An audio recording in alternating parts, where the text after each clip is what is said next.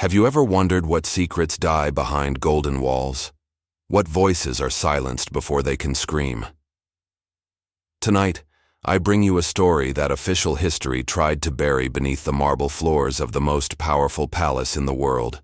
A story about a man who had everything taken from him, his homeland, his family, his very manhood, and yet found the one thing his captors never expected: the courage to become their nightmare.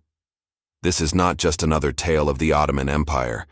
This is the story of Jabari, the eunuch who saw too much, knew too much, and when the moment came, burned it all down. If you stay with me until the end, you will understand why his name was forbidden to be spoken inside Topkapi for the next 50 years, and why, in the underground markets of Istanbul, mothers still whisper his name to their children as a prayer of protection. Like this video if you believe some truths deserve to be told. Subscribe if you want to walk with me through the darkest corridors of history. Now, let me take you back to 1841, to a night when the wind carried the smell of jasmine and smoke across the Bosphorus. The ruins still exist.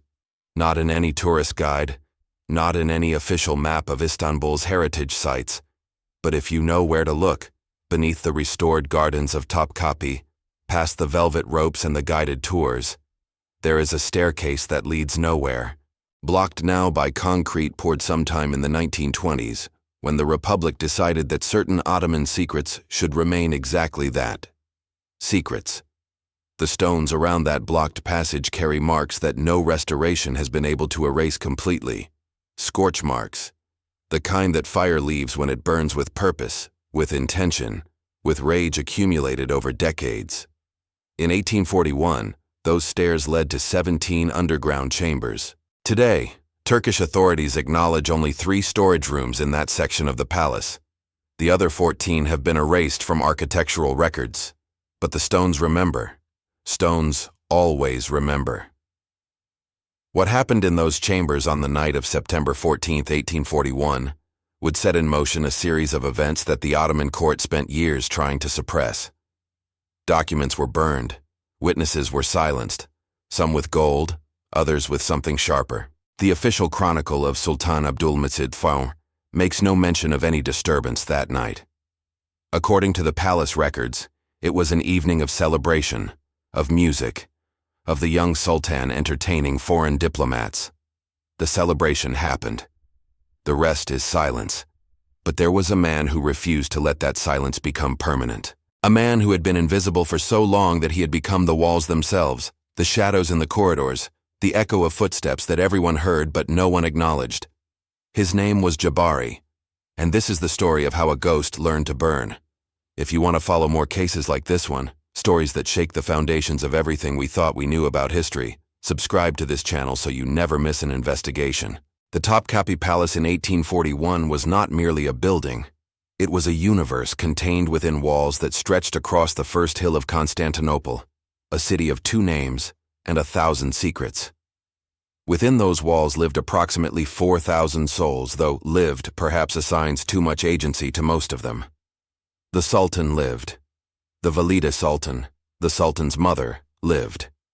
The high-ranking viziers and pashas, they lived. The rest existed in varying degrees of servitude, from the pampered concubines in the upper chambers of the harem to the nameless laborers who emptied chamber pots before dawn.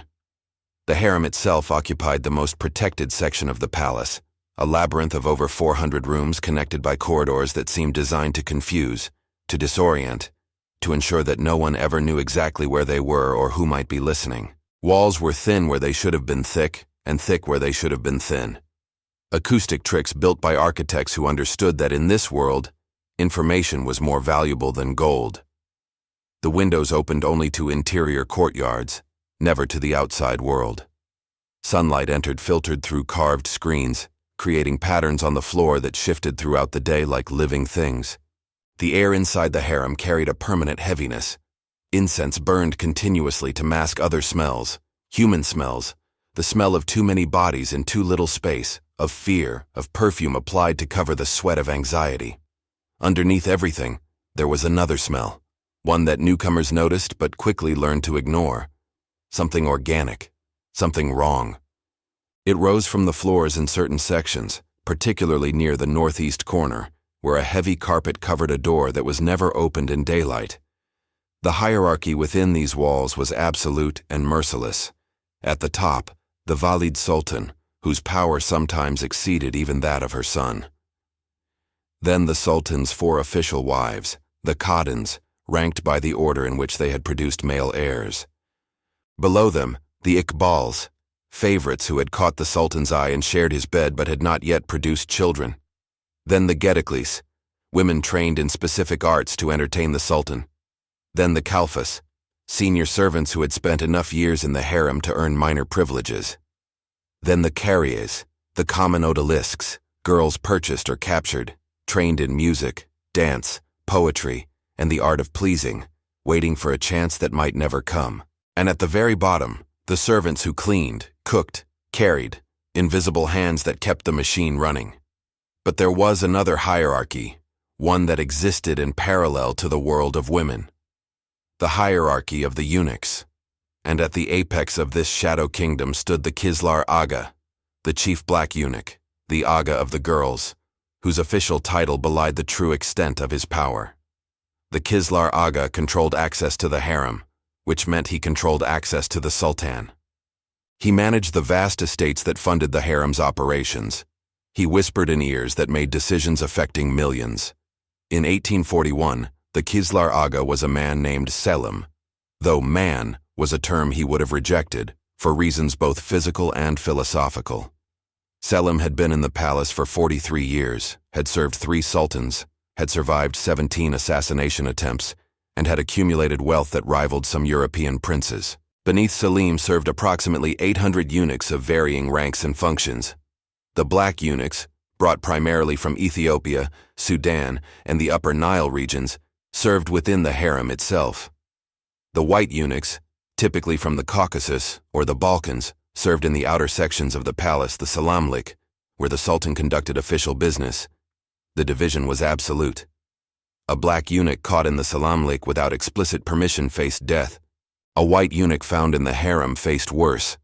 The daily rhythm of this world followed patterns established over centuries. Before dawn, the lowest-ranking servants began heating water, preparing food, emptying the waste that had accumulated overnight. As the sun rose, the Kalfas supervised the waking of their sections, the elaborate toilettes that could take hours. Mid-morning brought lessons, languages, music, embroidery, the Quran. Afternoon meant rest during the hottest hours, then entertainment, then preparation for the evening. Night brought either sleep or service, depending on whether the Sultan had expressed interest in company. And throughout all of this, the eunuchs watched. They stood at doorways, walked alongside their charges, carried messages between rooms, reported everything to their superiors. They were the nervous system of the palace, transmitting information from synapse to synapse, keeping the organism alive and functioning. They were also, in theory, the guardians, the protectors, the ones who ensured that the women remained safe from outside threats and, more importantly, remained controlled from within. The sound that defined this world was not music, though music played constantly.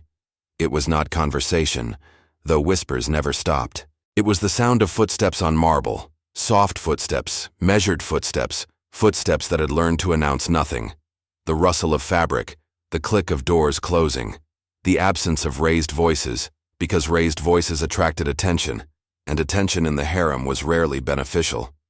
And underneath all of this, so faint that you had to know it was there to hear it, the sound of children crying, coming from somewhere below, from somewhere that didn't officially exist.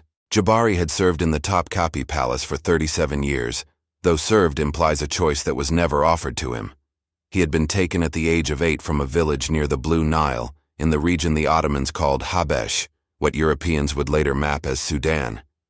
The raiders came at dawn as they always did, when the men were in the fields, and only women, children, and the elderly remained to defend the homes. He remembered his mother pushing him toward the river, screaming at him to run, to swim, to disappear into the reeds. He remembered trying. He remembered hands grabbing his ankles, dragging him back to shore, the world spinning as someone struck his head. The journey north took 4 months. Of the 43 children captured in that raid, 11 survived to reach Cairo. The mathematics of the slave trade were understood and accepted. Death during transport was simply overhead, a business expense. In Cairo, in a building with no windows and a courtyard that smelled of copper and fear, the procedure was performed. Jabari remembered every moment of it, not because his mind chose to remember, but because his body would not let him forget. The wound healed eventually, but the healing was its own kind of curse, his body continuing to function without the parts that would have made him whole. He was sold to an Ottoman merchant, transported by ship to Constantinople, and acquired by the palace at the age of 9. Small for his age, quiet, with eyes that seemed to absorb information without reflecting any of his own thoughts back to the observer. The palace trainers recognized something in him, an intelligence that could be useful if properly directed, and dangerous if ignored. He was taught to read and write Ottoman Turkish, Arabic, and Persian. Later, he would add Greek and French to his repertoire, learning from the European governesses occasionally employed to teach the Sultan's children Western customs. But Jabari's true education came from watching. 37 years of watching teaches things that no tutor can convey. He learned to read the micro-expressions that flickered across faces in the half-second before social masks were applied. He learned to identify the sound of footsteps, not just who was walking, but their emotional state, their level of urgency, whether they were being followed. He learned which shadows could conceal a man, which alcoves carried sound to unexpected listeners, which floor tiles creaked, and which remained silent. He learned who could be trusted, which in the palace meant he learned that no one could be trusted entirely. By 1841, Jabari held the position of second keeper of the Northeast Corridor, a title that sounded insignificant, but that placed him at a crucial junction of the harem's geography. The Northeast Corridor connected the chambers of the mid-ranking concubines to the kitchens and to the passages that led to the underground storage areas. Everything that moved through that section moved past Jabari. Every person, every tray of food, every message, every secret. He had perfected the art of invisibility. At 45, his face had settled into an expression of perfect neutrality, not blank, which would draw attention but simply unremarkable. He moved with the efficient grace of someone who had long ago learned that excessive movement was suspicious movement. He spoke only when spoken to, and then only the minimum required. He had survived 3 sultans, 5 Kislar Agas, countless purges and reorganizations, and he had survived by becoming furniture, by becoming architecture, by becoming the shadow in the corner that everyone knew was there and no one bothered to examine. But furniture observes, architecture listens. Shadows see everything that passes before them. Jabari had been accumulating observations for 37 years. He knew things about the palace that no living person was supposed to know, not because anyone had told him, but because he had been present for thousands of conversations that the speakers believed were private. He knew which concubines were conspiring against which rivals. He knew which eunuchs were stealing from the palace stores. He knew which viziers were accepting bribes from foreign powers. He knew that the current sultan, young Abdulmecid, was far more intelligent than his court believed, and that the apparent naivete was a carefully constructed performance. And he knew about the children. He had known for 14 years, since the night he had been assigned to help move supplies into the underground chambers, and had seen the small faces staring at him from behind a locked door. Faces that were never supposed to be there. Faces that had been officially declared dead. Children of concubines who had displeased powerful figures. Children whose existence had become inconvenient. Children who had simply been in the wrong place at the wrong time. For 14 years, Jabari had kept this knowledge locked inside himself, adding to it incrementally as he observed the patterns of who entered those underground passages and when, what they carried down and what they brought back up, which merchants arrived at the palace's private docks in the early hours before dawn. He had said nothing because saying something would mean death, and survival had been his highest priority for so long that it had become indistinguishable from his identity. But something was changing inside him. Something that had started as a crack and was spreading, threatening to shatter the entire structure of careful numbness he had built around his soul. And it had a name. The name was Yara. And Yara was down there now, in the darkness, waiting to be sold. Leave in the comments. Never give up on the truth, if you believe that justice should reach all the oppressed. The collection of horrors that Jabari had witnessed did not arrive as a single overwhelming wave, but as a steady accumulation, like water filling a vessel drop by drop until the moment of overflow.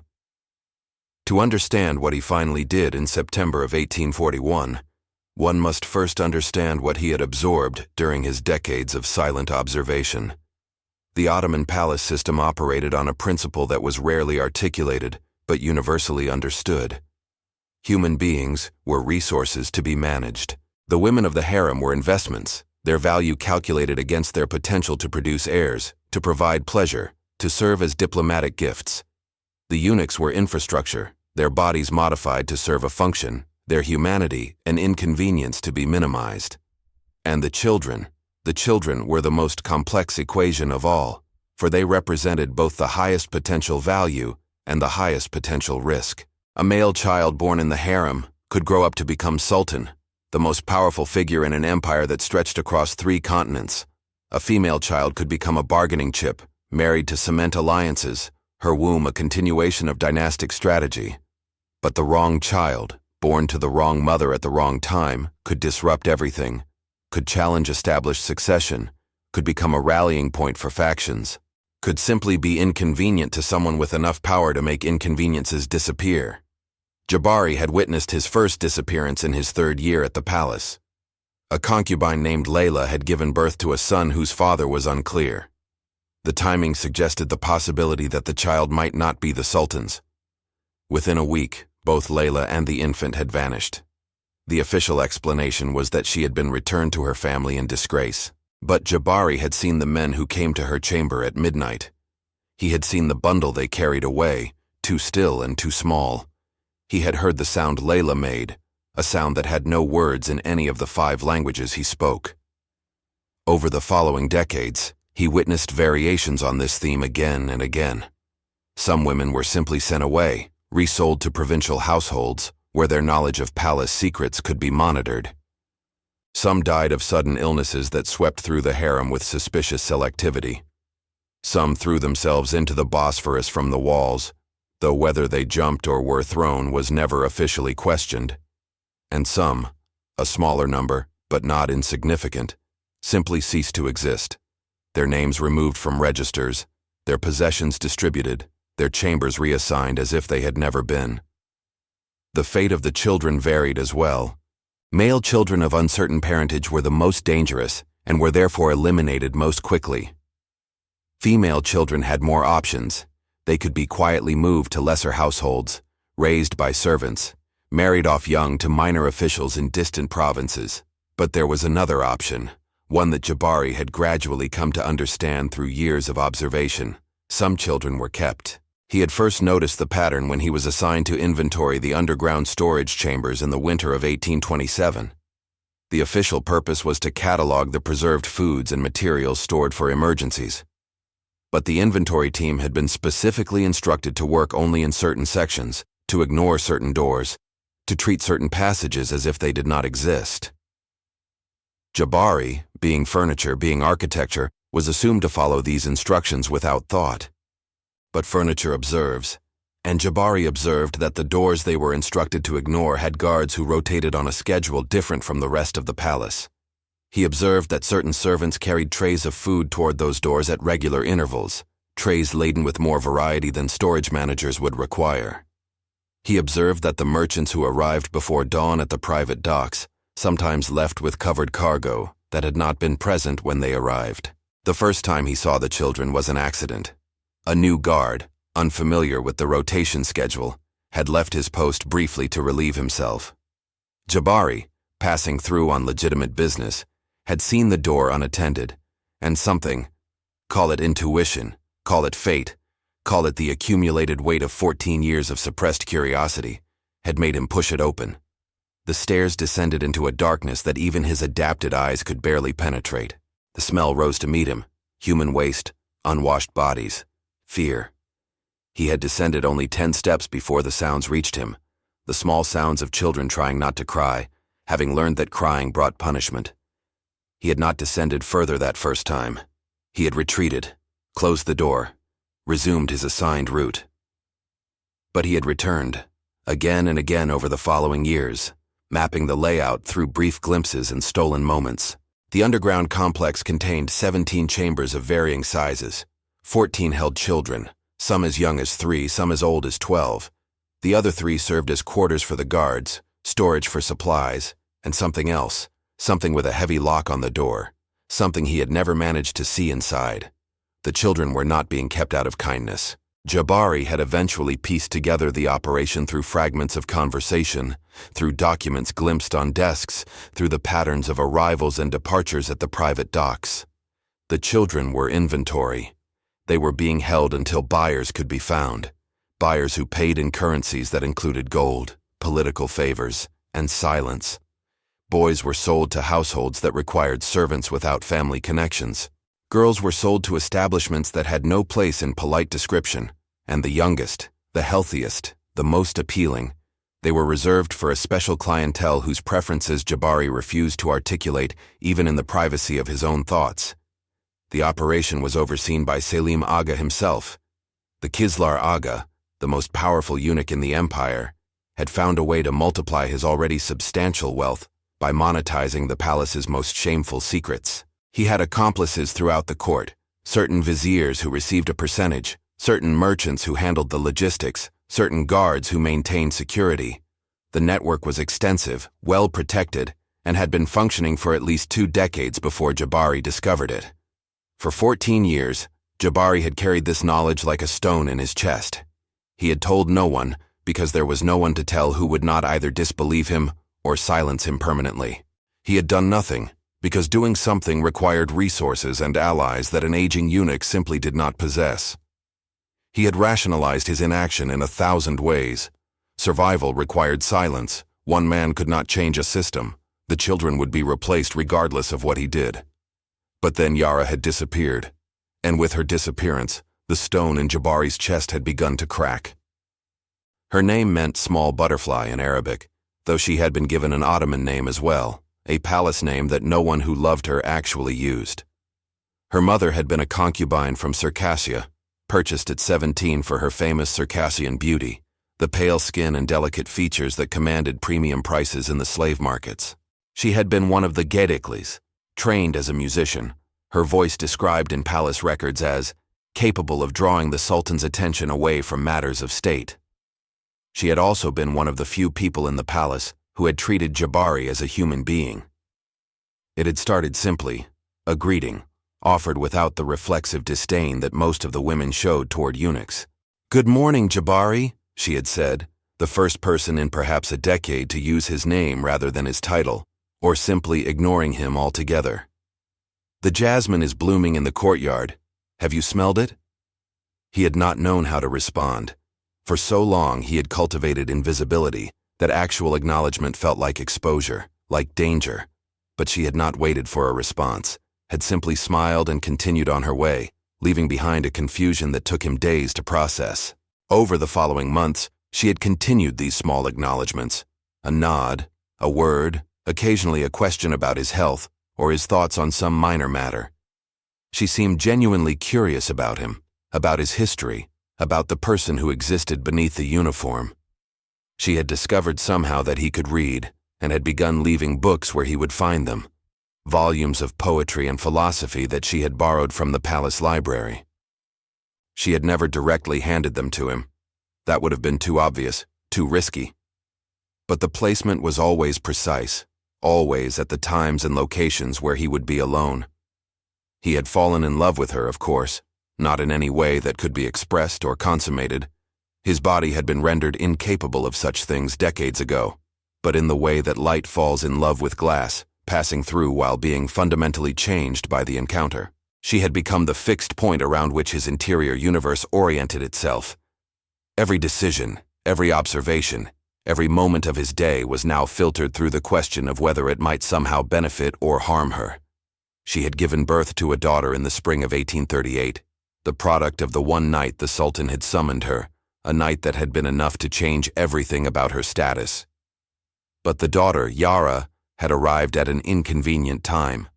The Sultan's primary wife had just produced a healthy son, and the court's attention was focused on securing that succession.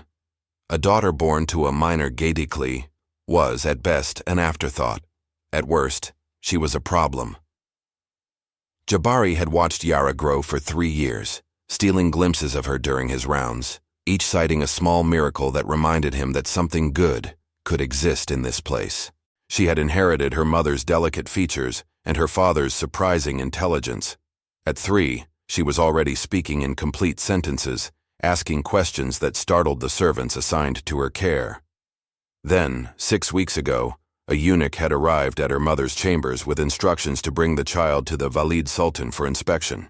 This was not unusual. The Valid Sultan occasionally reviewed the children of the harem, assessing their potential value for future marriages or other arrangements. What was unusual was that Yara had not returned. Her mother had inquired carefully through appropriate channels. She had been told that Yara was being trained in a special section of the palace, that she would be returned when her training was complete. She had been advised not to ask further questions. She had complied because she had no choice. But Jabari had seen her face in the days that followed. He had watched her transform from a woman who found reasons to smile into something hollowed out, going through the motions of her existence while something essential behind her eyes slowly died. Jabari knew where Yara was. He had known from the moment of her disappearance, had added her to his mental inventory of the children in the underground chambers. He had told himself the same things he always told himself, that he was powerless, that action meant death, that the situation was beyond his control, but the stone in his chest would not stop cracking. And 3 weeks ago, when Yara's mother had died, officially of fever, though Jabari suspected that some fevers were assisted, the stone had shattered entirely. He had found her body before the official discovery, had stood over her in the gray hour before dawn, looking at the face that had once acknowledged his humanity. Her expression was peaceful, which meant she had expected what was coming, which meant she had stopped fighting, which meant that she had given up on ever seeing her daughter again. In that moment, standing over the body of the only person who had shown him kindness in 37 years, something fundamental shifted in Jabari's understanding of himself. He had been surviving for so long that he had forgotten to ask what survival was for. He had been invisible for so long that he had forgotten there was a person beneath the absence. Yara's mother had seen that person, had spoken to that person, had left books for that person to read. And now she was dead, and her daughter was in an underground chamber waiting to be sold to monsters, and Jabari was standing at a crossroads that his entire life had been leading toward. He would not survive what came next. He understood this with perfect clarity. But survival, he realized, had never been the point. The point was the single question that he should have asked himself 14 years ago, when he first saw those children's faces in the darkness. What kind of man do you want to be when you die? Selim Aga was 73 years old in the autumn of 1841, though his age was a matter of speculation even among those who had known him longest. He had arrived at the palace as a child, like all the black eunuchs, ripped from a home somewhere in the Ethiopian highlands, subjected to the procedure, transported, trained, and set to work. Unlike most of his brothers in castration, he had possessed from the beginning a talent for the particular kind of politics that flourished in the Ottoman court. He understood, perhaps instinctively, that power in the palace was not primarily about strength or even intelligence. It was about information, and more specifically, about knowing things that other people wanted kept secret. From his earliest years as a junior attendant, he had cultivated the habit of listening, of remembering, of filing away details that might seem insignificant until the moment they became weapons. By the time he was 40, he had accumulated enough weapons to arm a small rebellion. He knew which vizier had a mistress in a house near the Galata Tower. He knew which general had accepted payments from the Russians during the last war. He knew which member of the religious establishment had expressed privately heretical views. And he knew, most importantly, which members of the royal family had secrets they would kill to protect. His rise to Kislar Aga had been inevitable, in retrospect. The previous holder of the position had died suddenly. Food poisoning, the physician said, though the food had been tasted by others without ill effect. Selim had been the obvious choice to replace him, recommended by multiple powerful figures who understood that refusing his recommendation might result in certain information becoming public. For the past 16 years, he had ruled the harem with absolute authority. The Sultan might be the official master, but the Sultan was a young man with many distractions, and the daily operations of the harem were beneath his attention. It was Selim who decided which women were admitted to the Sultan's presence and which were kept at a distance. It was Selim who controlled the flow of information in and out of the inner palace.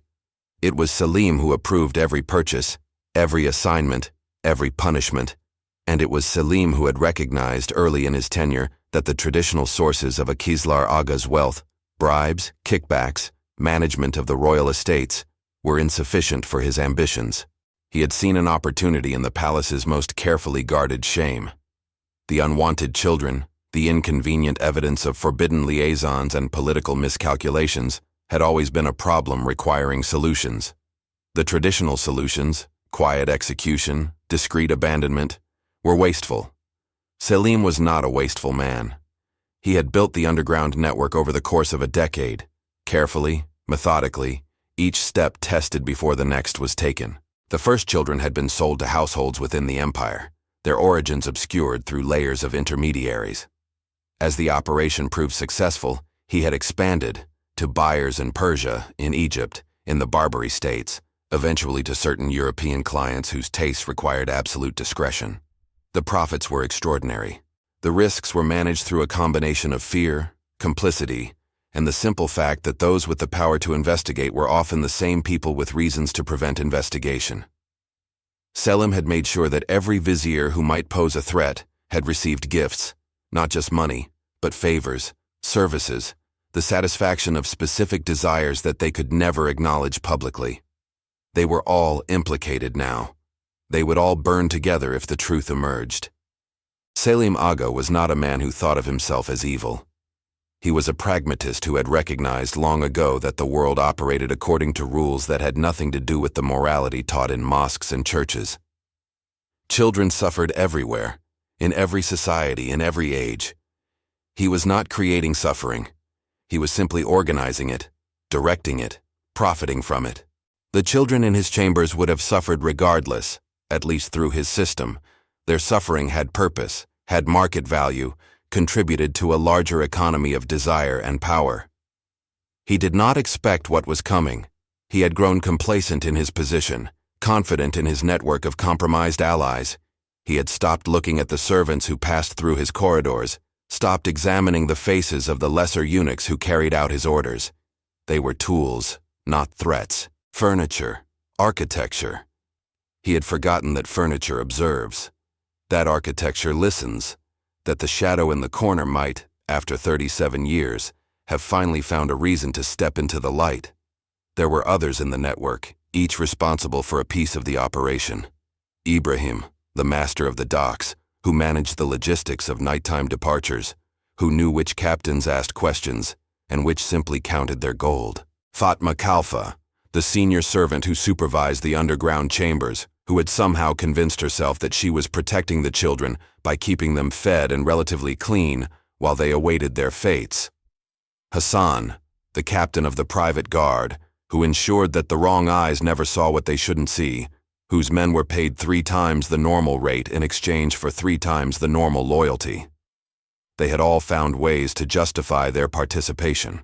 They all had stories they told themselves about necessity, about the way the world worked, about the impossibility of changing systems that had existed for centuries. They were all, in their own minds, survivors. They were all about to discover what survival actually cost. The punishment that broke Jabari was not his own. He had endured countless indignities over the years, the casual cruelties that the powerful inflict on the powerless simply because they can. He had been beaten for minor infractions, starved as discipline, forced to witness things that still visited him in nightmares. His body carried scars that mapped the geography of decades of survival. He had learned to accept these as the price of continuing to exist, but watching others suffer had always been harder than suffering himself. It was 5 days after the death of Yara's mother. Jabari was stationed at his usual post, the intersection of corridors that had been his domain for 15 years, when he heard the commotion from the courtyard below. A gathering was forming, never a good sign in the harem, where crowds only assembled for ceremonies or punishments. He found a vantage point on the overlooking gallery, joining the other servants who had paused in their duties to watch. In the center of the courtyard, surrounded by guards, stood a young woman he recognized, Aisha, one of the lower-ranking carriers, perhaps 19 years old, who had arrived at the palace 2 years earlier from somewhere in the Caucasus. Her crime, as announced by the herald, was theft. She had allegedly stolen a pearl necklace from one of the Khadans, a serious offense that carried serious consequences. Jabari knew immediately that the charge was false. He had seen the necklace in question on the Khadan's neck just that morning, and Aisha had been assigned to the kitchens all week with no access to the upper chambers. But the trial was not about truth. Jabari had seen enough of these proceedings to understand their actual purpose. Someone had decided that Aisha needed to be punished, perhaps because she had refused someone's advances, perhaps because she had witnessed something she shouldn't have, perhaps simply because she had attracted the wrong kind of attention. The theft charge was merely the mechanism. The punishment was the bastinado, the beating of the soles of the feet, a torture refined over centuries to inflict maximum pain while leaving the victim technically capable of walking. The number of strokes prescribed was 50. Jabari had received 15 once, early in his palace career. He had not walked properly for 2 weeks. Aisha was forced to lie face down on a wooden frame, her ankles secured in stocks that exposed the soles of her feet. She was trembling visibly, and when the first stroke fell, she screamed in a way that echoed off the marble walls and seemed to hang in the air long after the sound had technically ended. Jabari watched. He had no choice but to watch. Servants who turned away from public punishments were themselves suspected of sympathy with the criminal. He kept his face neutral, his posture correct, his eyes fixed on the scene below while inside. Something continued to crack. The beating continued. After 20 strokes, Aisha stopped screaming and began making a different sound, a kind of keening that was worse than the screams because it suggested a mind beginning to detach from reality. After 30 strokes, she fell silent entirely, her body twitching with each impact but producing no more sound. After 40 strokes, there was blood. And then, at stroke 43, Jabari saw something that changed everything. Selim Aga had emerged onto a balcony overlooking the courtyard. This was unusual. The Kizlar Aga rarely attended routine punishments, having more important matters to occupy his time. But he was here now, and he was watching, and on his face was an expression that Jabari had learned to read over decades of observation. It was pleasure. Not the official satisfaction of justice being served, but something rawer, something personal. Selim was enjoying this, not merely accepting it as necessary, but actively savoring it, drawing sustenance from Aisha's suffering as if it were food. And beside him, barely visible in the shadows of the balcony, stood Ibrahim, the master of the docks. And they were speaking quietly, their attention occasionally drifting from the punishment below to each other, conducting some kind of negotiation while a young woman was being crippled in the courtyard beneath them. The beating ended at 50 strokes. Aisha was carried away by servants who would deposit her in a recovery room where she would either heal enough to resume her duties or develop infections that would kill her slowly over the following weeks. The crowd dispersed. The guards returned to their posts. The courtyard was swept clean of blood, and Jabari stood at his corridor intersection, performing his duties with the same mechanical precision as always, while inside, the last fragments of the stone in his chest finally crumbled to dust. He had made a decision. Not a rational decision, because rational analysis would have revealed the impossibility of what he was contemplating. Not a moral decision, because morality implied choices, and he had never truly been offered choices. It was something more fundamental, a recognition that had been building for 37 years and had finally become undeniable. He was going to destroy them. He was going to burn their system to the ground, rescue the children from the underground chambers, and ensure that the world learned what had been happening beneath the golden domes of Topkapi. He would die in the process. This was certain. But he would die as something other than furniture, something other than architecture, something other than the shadow that observed but never acted. He would die as the man that Yara's mother had seen when she said his name. The planning took 6 weeks. Jabari understood, with the clarity that comes from accepting one's own death, that he could not succeed alone. He needed allies, he needed resources, and he needed a moment of opportunity that would allow him to act before Selim's network could respond. The first challenge was finding people he could trust. 37 years of palace life had taught him that trust was the most dangerous currency in Topkapi. Offered too freely, it could be fatal. Withheld too completely, it made cooperation impossible. He needed to identify individuals who had both the motivation and the capability to participate in what he was planning. He began by observing more carefully than he ever had before, focusing not on the secrets of the powerful, but on the grievances of the powerless. He looked for patterns of resentment, for signs of suppressed anger, for the particular kind of deadness in the eyes that indicated someone who had stopped believing that survival was worth its cost. The first recruit came to him rather than the other way around. Her name was Khadija, a Khalfa of perhaps 50 years who had served in the underground chambers for the past decade. She had approached him one evening in a deserted corridor, her face carefully neutral, and had said simply, "I know what you're planning." Jabari had frozen, certain that his death had arrived earlier than expected, but Khadija had continued, "I've watched you watching. I've seen how you look at the doors. I know what's behind them, and I know that look in your eyes, the look of a man who has decided to stop surviving." She had been waiting for someone, she explained. For years, she had been looking for anyone with the courage to act, to do something about the horrors she witnessed daily. She had tried to help the children in small ways, extra food, moments of kindness, warnings when buyers were arriving. But these gestures only prolonged suffering without ending it. She wanted to end it. She had been waiting for someone to show her how. Through Khadija, Jabari gained access to the inner workings of the underground operation. She provided details he had not been able to observe himself, the schedules of guards, the layout of the chambers, the routines of Fatma Khalfa, who managed the day-to-day operations. She also provided something equally valuable, the names of other servants who might be willing to help. Over the following weeks, Jabari's network grew. There was Ahmed, a young eunuch who had witnessed his sister being sold through the same system 10 years earlier, and had spent every day since dreaming of vengeance. There was Miriam, a Jewish woman who worked in the palace laundries and whose family had connections to the outside world, to merchants and printers who might help spread information if information needed spreading. There was even one guard, a man named Yusuf who had joined the palace force to support his family and had discovered too late what his duties actually entailed. Not all of them knew the full plan. Jabari compartmentalized information carefully, telling each person only what they needed to know to perform their specific role. The risk of discovery was too great for complete transparency. But they all understood the essential truth. They were going to strike at Selim's operation, rescue the children, and attempt to expose the network to authorities outside the palace who might actually act. The question of timing dominated Jabari's thoughts.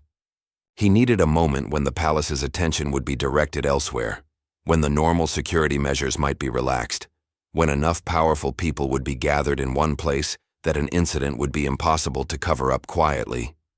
The answer came in the form of an announcement from the Sultan's court. On September 14th, the palace would host a major diplomatic reception. Representatives from France, Britain, Austria, and Russia would be present to negotiate matters related to the ongoing crisis in Syria. The Sultan himself would attend, along with most of the senior viziers and military commanders. The event would take place in the Salamlik, the outer section of the palace, but its preparation would occupy the entire household. Extra servants would be drafted from all sections. Guard rotations would be disrupted. The night would belong to diplomacy and spectacle. And while the powerful celebrated in the outer palace, the underground chambers would be more vulnerable than they had ever been. Jabari named his plan the Breath of Yara. It was a private name, known only to himself, a reminder of why he was doing this and who he was doing it for. The little butterfly who was still down there in the darkness, waiting. He would give her more than breath. He would give her wings. The night before the operation, Jabari could not sleep. This was not unusual. He rarely slept more than a few hours under normal circumstances. his rest perpetually disrupted by the vigilance that survival required. But this wakefulness was different. It carried the weight of finality. He rose from his pallet before dawn and began the slow process of preparing for what would be his last full day of normal duties. His movements were deliberate, almost ceremonial. Each gesture felt significant. The final time he would perform this task, the final time he would walk this corridor, the final time he would pass this doorway. He visited for the last time the room where Yara's mother had died. It had already been reassigned, her belongings distributed, her presence erased as thoroughly as possible from the official record. But Jabari had kept one thing, a small volume of Persian poetry that she had once left for him, that he had never returned. He had hidden it in a crack behind a loose tile in his quarters, a treasure he had never dared to examine openly. He retrieved it now and opened it to a page she had marked. The poem was by Rumi, translated into Ottoman Turkish. Out beyond ideas of wrongdoing and right-doing, there is a field. I'll meet you there. When the soul lies down in that grass, the world is too full to talk about. Ideas, language, even the phrase each other, doesn't make any sense. He did not know if there was anything beyond death. The religions he had encountered disagreed on the details, though they all insisted that something continued. He preferred to believe in the field that Rumi described, a place beyond categories, beyond the systems that had defined and confined his existence. A place where a eunuch and a concubine might simply be two people who had recognized each other's humanity. He closed the book and tucked it inside his robes. If his body was found, he wanted it found with him. The day proceeded according to its normal rhythms. Jabari performed his duties with characteristic efficiency, gave no sign of anything unusual, exchanged the minimal pleasantries that his position required. But beneath the surface, his mind was running through the plan again and again, checking for vulnerabilities, anticipating complications. At midday, he met briefly with Khadija in a corridor that they both knew was free of observers. She confirmed that the arrangements were in place, the keys she had copied, the doors she had ensured would be unlocked, the timing of the guard rotation she had verified. Her face was calm, but he could see the fear beneath it. "Are you certain?" he asked, though they both knew the answer. "I have been waiting for this for 10 years, she replied. "I am only sorry it took so long." They parted without further words. There was nothing more to say. As evening approached, the palace transformed itself for the diplomatic reception. Lanterns were lit in the outer courtyards, carpets unrolled, cushions arranged. The sounds of final preparations drifted through the corridors. Servants hurrying, officials barking orders, musicians warming up in the chambers where they would perform. The scent of expensive food began to permeate the air, mixing with incense and perfume. In the harem, the atmosphere was different. The women had been confined to their quarters for the evening, told to remain silent and invisible while foreign men occupied the outer palace. Most were sleeping or reading or engaging in the quiet pastimes that filled their endless hours of waiting. The guards were reduced to a skeleton force, most having been reassigned to security duties for the reception. The underground chambers were even more neglected. With attention focused on the diplomatic event, Selim had reduced the overnight guard to 3 men, enough to maintain the illusion of security, not enough to handle a coordinated assault. At 10 o'clock, the reception was in full swing. The Sultan was entertaining his foreign guests in the throne room, demonstrating the sophistication of Ottoman culture through elaborate protocol. The viziers were circulating, building relationships, gathering intelligence. The palace's full attention was directed outward, toward the world beyond its walls. At 10:15, a fire broke out in the kitchens nearest to the underground passages. The fire was small, deliberately set to create smoke and panic, without actually threatening structural damage. Ahmed had prepared it carefully, using materials that would burn hot and visible, but would exhaust themselves quickly. The goal was not destruction, but distraction, to draw whatever security remained in the harem section toward the commotion. It worked. The 3 guards assigned to the underground chambers heard the shouts of "Fire!" and made a decision that security protocol would not have endorsed. 2 of them ran toward the kitchen to assist, leaving only 1 man at his post. a young recruit named Mehmet, who had been on the job for less than a month and whose loyalty was primarily to his salary. Yusuf, the guard who had joined Jabari's conspiracy, was supposed to handle Mehmet. But when Jabari arrived at the door to the underground stairs, he found Yusuf standing over an unconscious body, his face pale, his hands trembling. "I didn't kill him," Yusuf whispered. "I couldn't. He's just a boy." Jabari nodded, knelt beside Mehmet, and verified that the young man was breathing. "Bind him and leave him. He won't wake for hours." They descended the stairs together, Yusuf carrying a bundle of torches, Jabari carrying the keys that Khadija had obtained. The smell grew stronger as they went down, the smell of too many bodies in too little space, the smell of fear and waste, the smell that Jabari had been catching traces of for 14 years. The first door opened onto a chamber containing perhaps 20 children, ranging in age from around 4 to around 10. They looked up at the torchlight with expressions that had evolved beyond fear into something like resignation. They had stopped expecting rescue. They had stopped expecting anything at all. "We're taking you out of here," Jabari said, keeping his voice low and calm. "Quietly. Follow us and do exactly as we say." The children rose without questions. They had been trained, in this place, to obey without questions. The second chamber held older children, mostly girls, who were being prepared for imminent sale. The third held children who were sick, separated from the others to prevent the spread of disease. The fourth, fifth, sixth. Jabari lost count of the chambers, lost count of the faces, each one a specific accusation against a system that had produced such horrors. And then they reached the 11th chamber, and Jabari saw her. Yara was sitting in a corner, her arms wrapped around her knees, her eyes wide in the torchlight. She looked exactly like her mother, the same delicate features, the same intelligence in her gaze. She was thinner than the last time he had seen her, and there was something in her posture that suggested a spirit beginning to break. But she was alive, and she was about to be free. "Do you remember me?" Jabari asked, kneeling beside her. "Your mother's friend, the one she gave books to." Yara stared at him for a long moment, then slowly, she nodded. "We're leaving now," he said. "All of us. Can you walk?" Another nod. He took her hand, the first time he had ever touched her, and helped her to her feet. Her fingers were cold, her grip weak, but she stood. Khadija had done her part.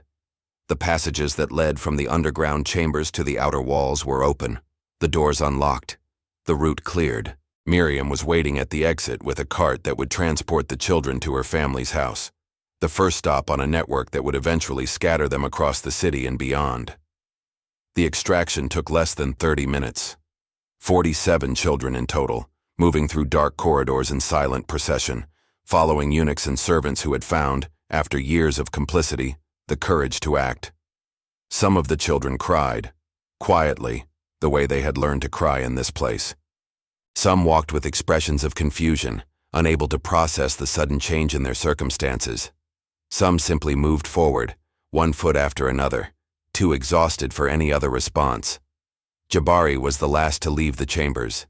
He stood for a moment at the bottom of the stairs, looking back into the darkness that had contained so much suffering for so long. Then he lit another torch and began to set fires. Not the panicked flames of the kitchen distraction. These fires were deliberate, systematic, designed to consume everything. The records that documented the network's operations, the ledgers that listed children as inventory, the communications that implicated the powerful. He moved from chamber to chamber, igniting each one, watching the flames begin to spread. And then he climbed the stairs for the last time, leaving hell burning behind him. The children made it out. Miriam's cart carried them through the dark streets to a safe house near the Golden Horn, where they would be hidden, fed, gradually integrated into the anonymous masses of the city. Some would eventually find their way to families who had believed them dead. Some would be adopted by members of the network who had risked everything to save them. Some would simply disappear into new lives, leaving the palace and its horrors behind forever. Jabari did not leave with them. He had never intended to. The fire in the underground chambers had been designed to attract attention, not from the servants, who could be managed, but from the powerful. The smoke was rising now, visible even in the outer courtyards where the diplomatic reception was still in progress. Soon, officials would be dispatched to investigate. Soon, they would discover the emptied chambers, the burning records, the evidence of a system that had been operating beneath their feet. And they would discover Jabari, waiting for them in the corridor above the stairs. He had sent Yusuf away with the others, insisting that at least one member of the conspiracy needed to survive to tell the story. He had embraced Khadija, thanked her for her courage, and ordered her to disappear. He had kept only one companion, the small book of Persian poetry pressed against his chest. He waited for perhaps an hour. The smoke thickened. Distant shouts suggested that the fire had been discovered, that responses were being organized. He could hear footsteps now, many footsteps coming closer. The first to arrive was Selim Aga himself, his face distorted with rage. Behind him came guards, officials, a growing crowd of people who had heard that something unprecedented was happening in the harem. "You!" Selim hissed, recognizing Jabari despite the smoke and shadows. "What have you done?" Jabari met his gaze without flinching. What someone should have done decades ago. The questions that followed were delivered through fists and feet. Jabari had expected this. He made no attempt to defend himself, accepting each blow as a kind of offering, a physical proof of his commitment. The guards were thorough but not sophisticated. Their job was to inflict pain, not to extract information. But Selim was more cunning. After the initial violence, he ordered Jabari brought to a private chamber, away from the growing crowd of witnesses. There, he began to ask the questions that actually mattered. Where are the children? Who helped you?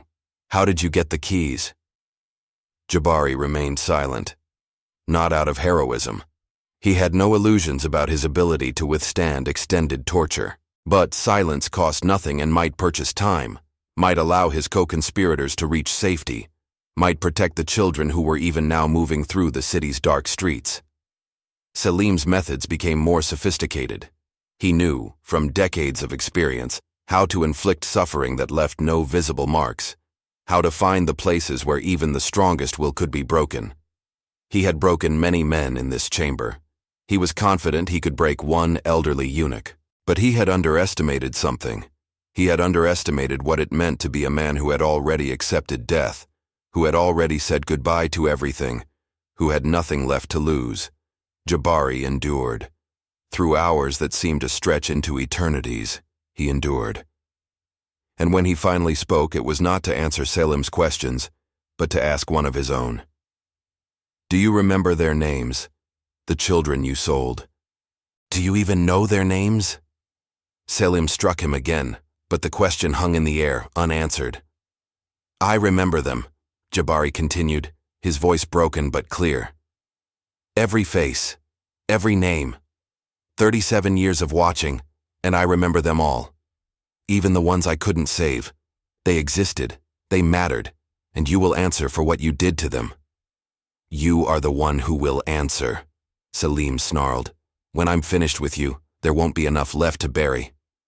"Perhaps," Jabari said, "but the fire is still burning, and fire has a way of spreading." The fire did spread. Not just the physical fire, which was eventually contained, but the fire of the story, which proved impossible to suppress. The diplomatic reception had been interrupted by the smoke rising from the harem section. Foreign representatives had noticed the commotion, had asked questions that could not be deflected with the usual diplomatic evasions. Rumors began to circulate immediately, of hidden chambers, of children rescued from darkness, of a eunuch who had sacrificed himself to expose secrets that the palace wanted buried. Selim attempted to control the narrative. He claimed that the fire had been set by a mentally disturbed servant, that there were no hidden chambers, that the children who had reportedly been found in the city were runaways from legitimate households. He punished everyone who could be punished, threatened everyone who could be threatened, deployed every tool of power he had accumulated over 4 decades. But he could not reach the children. They had vanished too completely, dispersed too widely, protected by a network of people who had no fear of the Kizlar Aga because they had nothing left to lose. And one of those children, a girl of 3 with her mother's delicate features, had been placed in the care of a European diplomatic family who had been present at the reception and who had heard the rumors and who had insisted, through channels that Selim could not influence, on providing protection. The diplomatic community began to ask questions that the Ottoman court could not answer. Letters were sent to Constantinople from Paris, London, Vienna. Newspapers in Europe published accounts of the Topkapi children, stories that grew more elaborate and more damning with each retelling. The image of the Ottoman Empire, already complicated by recent military setbacks and European territorial ambitions, suffered damage that decades of diplomacy would struggle to repair. Internally, the fallout was more contained, but no less significant. Selim Aga was removed from his position within 6 months, officially for health reasons, though everyone who mattered understood the actual cause. Several viziers who had been implicated in the network quietly retired to country estates. Their careers ended. The underground chambers were sealed, filled with rubble, the stairs that led to them cemented over. Jabari did not live to see any of this. He died 4 days after his capture, in the same private chamber where Selim had questioned him. The official cause was listed as injuries sustained during the fire. No one outside the palace accepted this explanation, but no one outside the palace had the power to challenge it. His body was disposed of without ceremony, thrown into the Bosphorus with the other palace refuse. This was standard practice for executed prisoners, designed to prevent the creation of graves that might become sites of veneration. But the practice failed in its purpose. Within weeks, stories began to circulate through the streets of Constantinople. Stories of a eunuch who had seen the truth and refused to look away, who had saved dozens of children from fates worse than death, who had burned like a torch in the darkness, illuminating horrors that the powerful wanted hidden. The stories called him by various names. Some remembered Jabari, others gave him titles like the Shadow Who Burned or the Keeper of the Lost. The details varied wildly. Some accounts credited him with saving hundreds of children, some with single-handedly fighting off armies of guards, some with miraculous escapes that allowed him to continue his work in secret. The truth was simpler and more powerful. An old man, robbed of everything that makes a person whole, had chosen to spend his last days giving freedom to children who had been robbed of everything too. He had not changed the system. Systems this vast and this entrenched do not fall to individual acts of defiance. But he had proven that resistance was possible, that even in the darkest places, someone might choose light, and for those who came after him, that proof was enough. In the years following the fire, the Topkapi Palace underwent significant changes. The harem system itself would persist for several more decades, but reforms gradually altered its character. The trade in children became more difficult to conduct, more closely watched, more dangerous for those who participated. Some credited these changes to European pressure, others to Ottoman reformers within the court.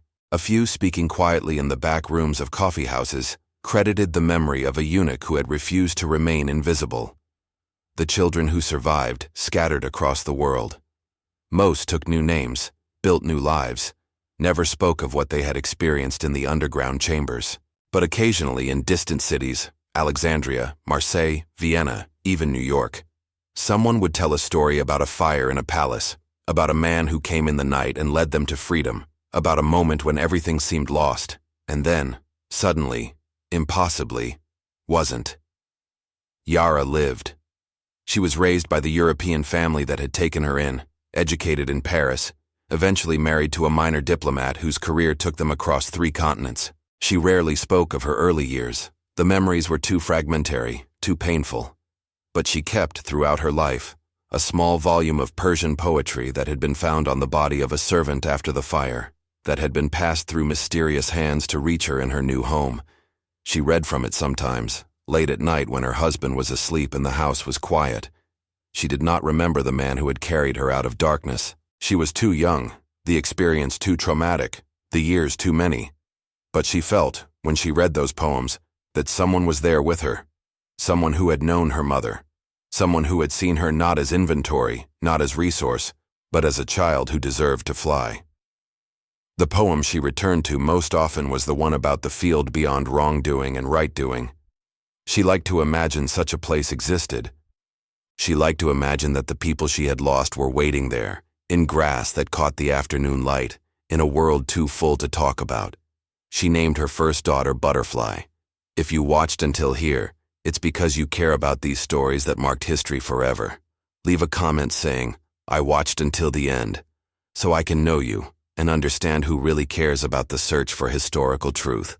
Like this video, if Jabari's story touched your heart, share so that his memory will never be forgotten.